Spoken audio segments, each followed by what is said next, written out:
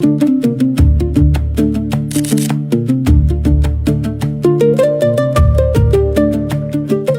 all depends on the choices people make about what they intend to do. We cannot force upon anybody to do, even if it is the right thing, when they have not chosen to do so.